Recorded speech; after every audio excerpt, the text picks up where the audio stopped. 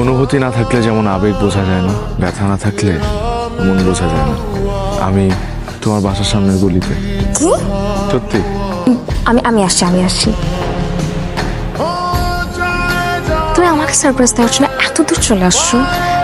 আচ্ছা, তোমার বাসা কিভাবে চিনলাম? আসো নাই তো কখনো। আচ্ছা শোনো, তোমার ওই ফ্রেন্ড যে হাজির ভাই উনি কই?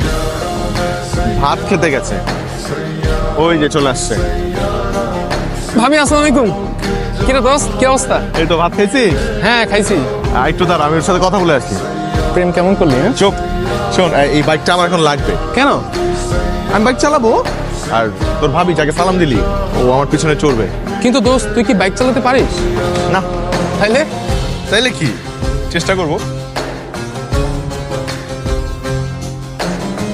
আরে আপনি বাইকের চাবি নিলেন কেন? রাকিব সাসার ফুরি ইয়ানানি